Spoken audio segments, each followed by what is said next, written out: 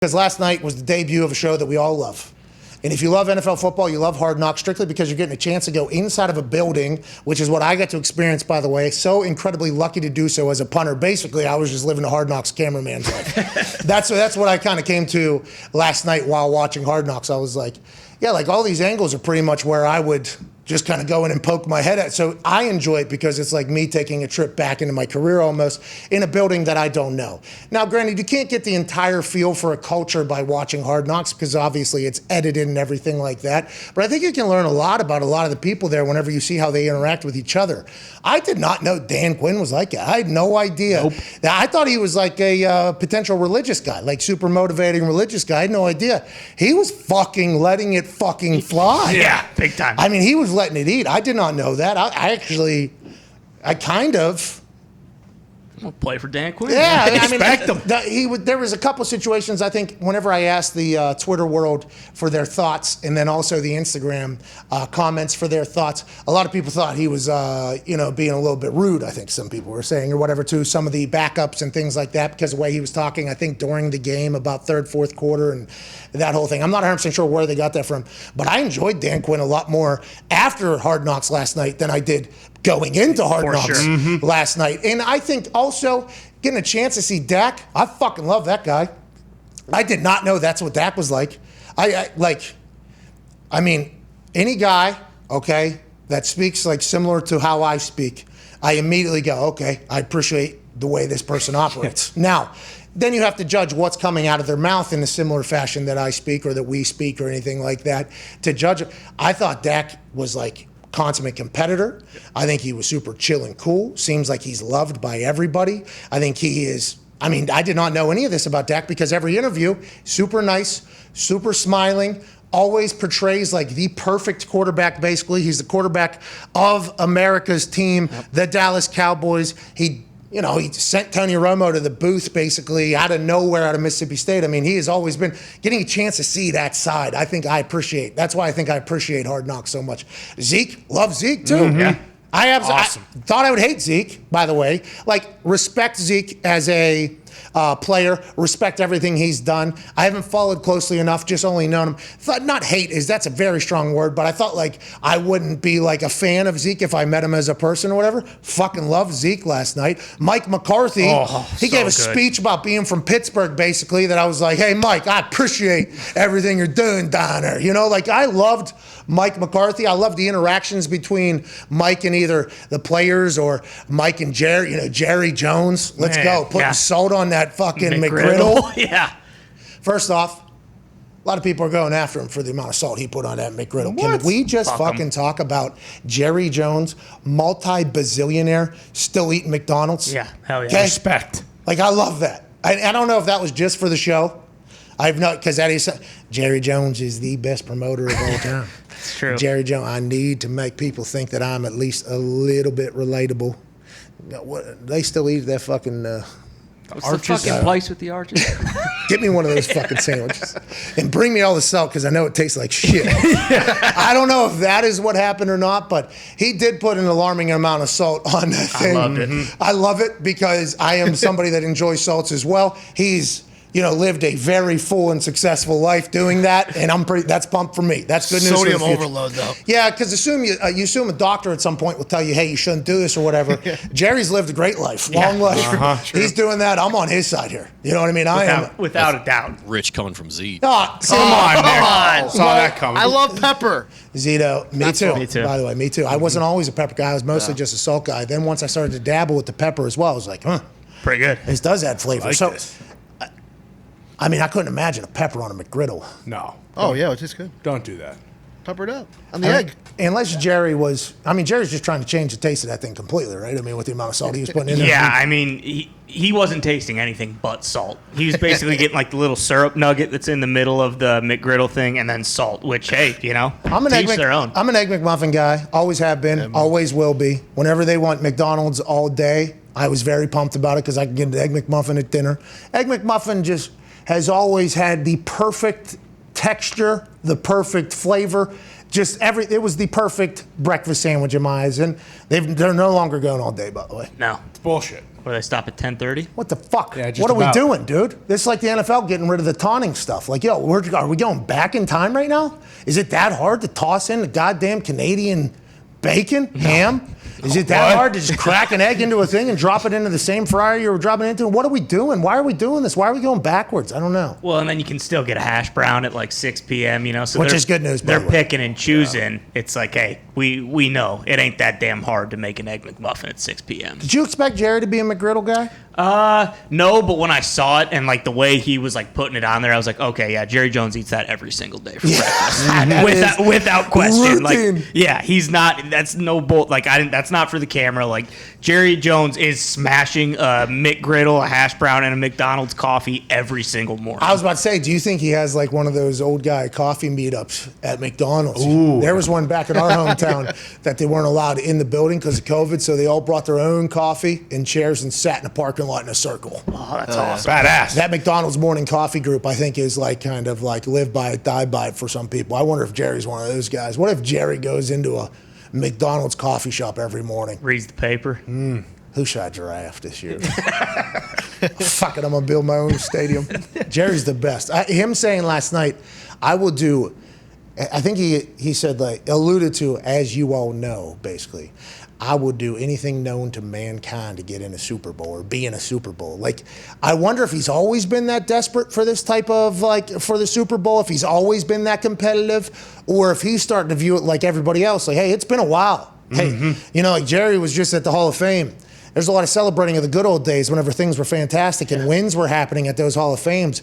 I wonder if, like Mara over there at the Giants, who said, I'm sick of explaining to people why we suck. I wonder if Jer has gotten to the point where he's also like everybody else, or is this every single year? You know, is this Jerry cutting a promo every single year like this? Or is he potentially thinking it's been a while and who knows? I mean, is that what this is, or has he always been like that? I'd say it's definitely been a while. I mean, he was tearing up at that press conference that you're talking about where they kind of started off with after, for some reason, they thought it was a good idea to show Dak's leg bend. What is that all about? 360 That was degrees. insane. It's like, hey, we remember what happened. Okay, Hard Knocks. 3-4 times they showed it. Yeah. They're gonna blur it. Huh? I thought they were gonna blur it. Yeah, they and I was did. like, holy shit. The internet has done us all a favor by blurring it. And HBO's like, hey, wait, by the way, fresh out the gates, fucking Remind him. mud. Yeah. You're throwing high heat, Yeah. 3 pitches right in a row to start this thing. And it was I very forgot how alarming. gruesome it was. Yeah, I it was a really cramp. did. Ridiculous. I didn't realize he tried breaking it back into place. Yeah, and then the other person did. Yeah. Right, that came. So I somehow avoided, Seeing it? after the initial happening, I somehow avoided seeing it ever again. So I saw it one time, the first time, it was enough for me to understand. Then when everybody talked about it afterwards, cool. I do not enjoy looking at that shit. No. Okay, I do not at all. Last night when HBO led off the fucking show with that, basically, almost immediately, Yeah. they lead up, and I understand it's a big part. I understand it's a massive part of the story. But there's a lot of people that enjoy that type of shit, I guess, on the internet, and people that, I guess there is. I mean, there's people that do a lot of stuff on the internet, but there's people that enjoy terrible things happening to other people on the internet. And I'm not one of those people. I got pretty uncomfortable there. See the thing Oh, again? yeah. But then looking at how small of a scar it was a small scar. Yeah. I think I have a bigger scar, like, on my knee from trying to jump a bike over, like, maybe some wood or something growing up as a kid, just scraping that thing than he has on his ankle. And he called it his little wishbone, I think is how he referred to it or whatever.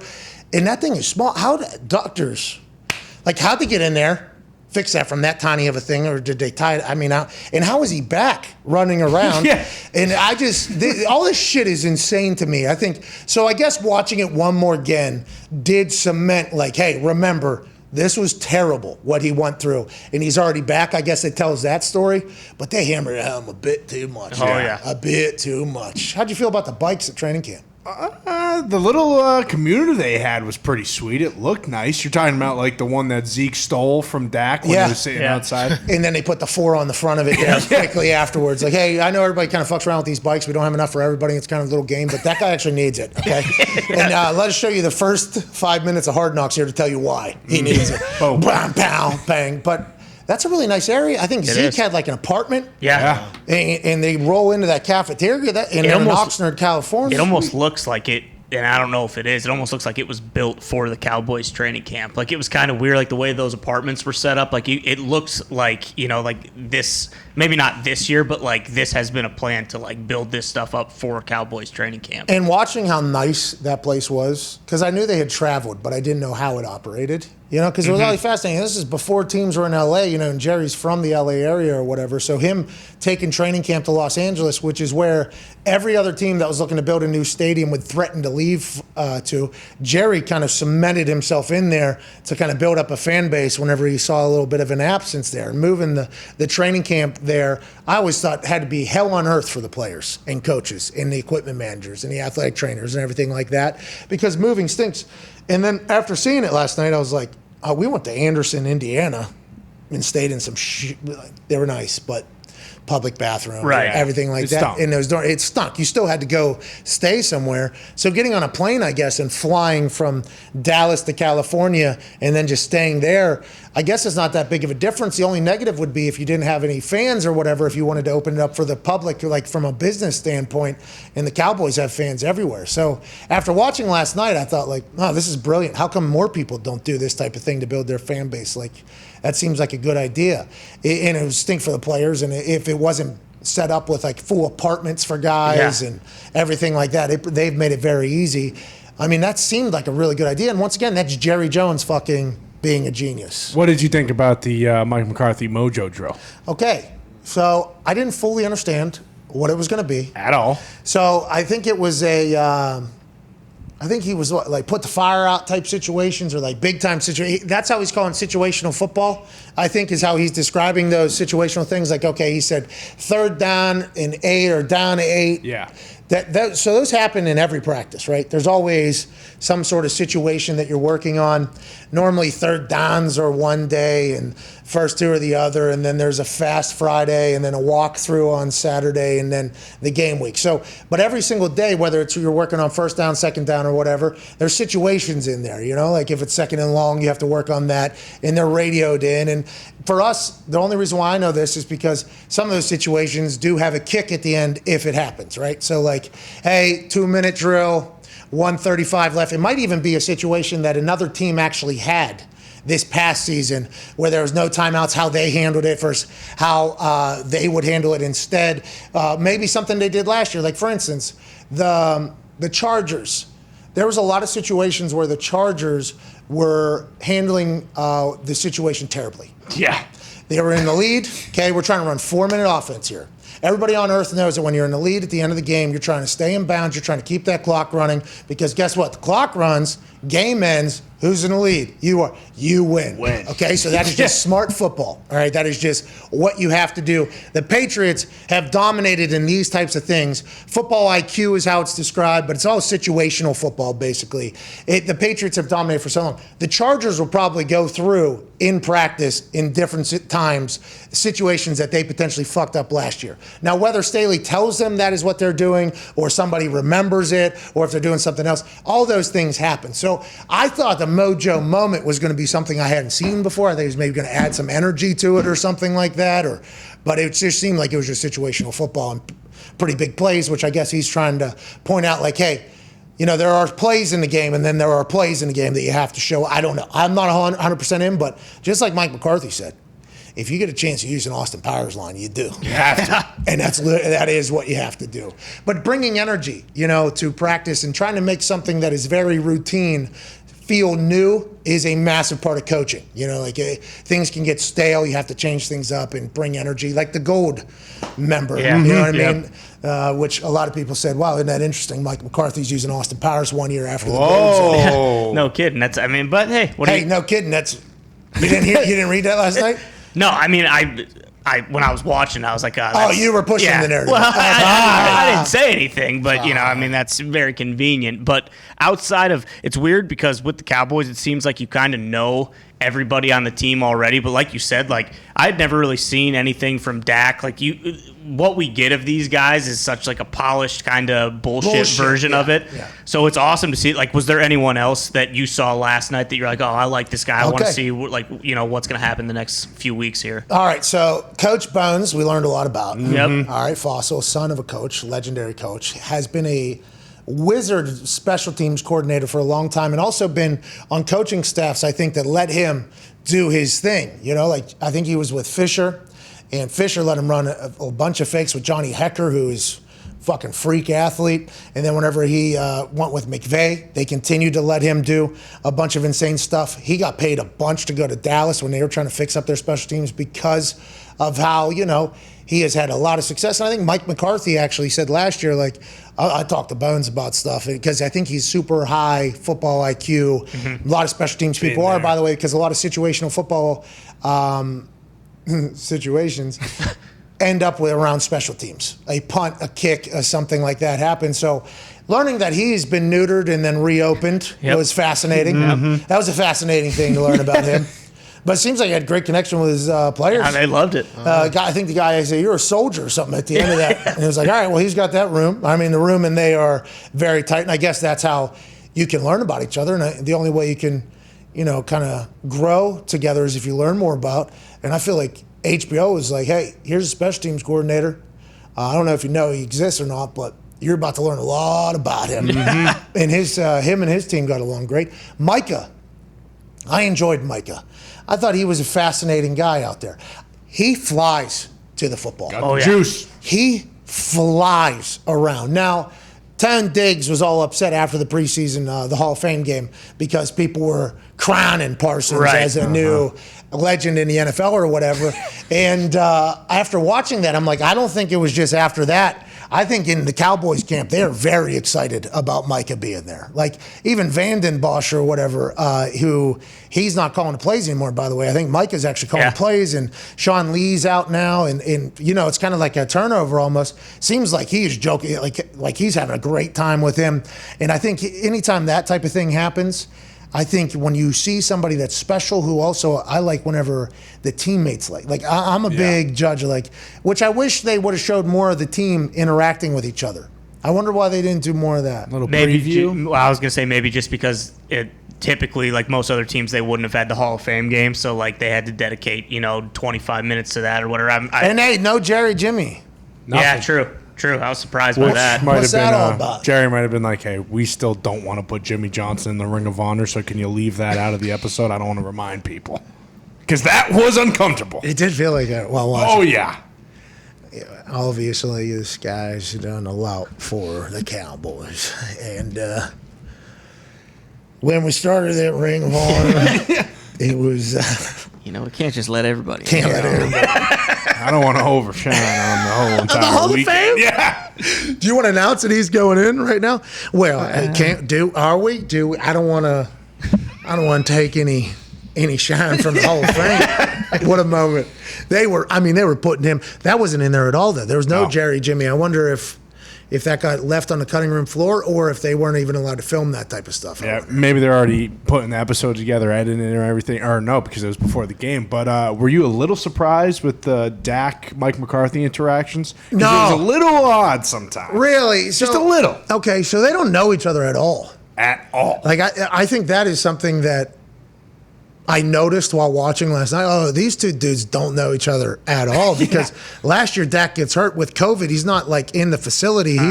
He's out of the building getting surgery. He did his whole thing. Now his Cowboys doctors, so maybe they did check on him, and maybe Mike McCarthy was talking to him every single day. I'm not 100% sure, because I don't think Dak would want to be in the COVID. I don't think so. Probably not. So although Mike has been there for a year, and Dak has obviously been there I don't know if they know much about each other. I mean, maybe OTAs, they got a chance to learn about each other. This is maybe, their second training camp, because they did go through it. But I don't think they know a lot about each other. Whenever they were around last year, that was when the locker room was allegedly saying that Mike McCarthy's coaches can't coach, right? Yeah. And it wasn't Dak necessarily saying it, but somebody out of the locker room was saying early on last year, it was not good between the players and Mike McCarthy. Not good at all. And then Dak gets hurt, and it only got worse, it looked like. And then towards the end, it almost felt like there was a little bit of a, hey, we're in this thing together. There's watermelons getting smashed and everything like that. So I don't know how much they know about each other, but I do like that he said something that Dak potentially perceived as a lead for him to, maybe make Dak think like he looked bad or whatever. A slight, a slight or whatever. And then Mike, hey, I'm just busting your balls, champ. Just busting your balls, champ. All right? Just busting your balls. because they don't know anything about each other. Oh, and he was so pissed that he couldn't practice again. Yeah, I've been out enough or whatever. Yeah. Like I've said enough. Haven't I? I mean, what? Yeah, I'll tell you if I'm fucking sore. Yeah, that injury. Yeah, the GPS said 575. Hey, what was the GPS scores? How about Mike McCarthy wearing a button-down shirt, having that 575 conversation? Just me thinking of what's going through his head. 575, fucking high. You know, I don't know. And what did that mean? What's the high score? Is it 600? Or what is 575? I don't know what it means, but it sounded very high. But they gave us no other numbers in comparison. No. And this is kind of like the Olympics when we watch one of those sports we know nothing about. Like, hey, you got to give us a fucking layman here. Yes. You know what I mean? Like Yeah. Mike McCarthy, what was your score today? You know, like, let us know what his score was. I was at 375. Hey, let me know what Zeke's was.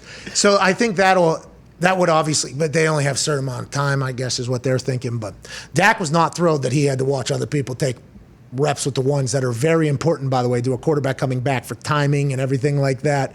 But then in the end, obviously, he ends up straining a muscle. And Jay Glazer told us it's under here, right? He told us it's under here or whatever. Baseball. Yeah, it's a baseball type thing. And you listen to Maher, their athletic trainer, who talked to Jerry during the McGriddle call. Yep. And also in the meeting, he's the one who said 575. He said that he could go, but it'd make it much worse if you just let him give a rest for a week. I don't know how long they said, but if you give him a rest, it'll work out better or something like that. Well, and I'm pretty sure I saw on NFL Network this morning that Dak is back at practice today, and he missed 2 weeks. So, I mean, it sounds like, you know, that's really all that needed to be done. And next week we should get him, you know, getting the majority of the reps. Hey, Dak, shouldn't we get in the gym and get some treatment? But, hey, I appreciate you wanting to stay out here and all, but shouldn't we figure out what the hell we got here? Yeah, you're right. All right, see you later. Because that was probably when all hell broke loose, when Dak walked off the field. Yeah. Is probably when the media thing. Everyone started, spinning some sort of yarn. Which is why Dak maybe didn't want to leave the field also. Yeah. Like on top of. And then Mike's like, shouldn't we fucking get some treatment? Figure it out. That's funny, man. We are.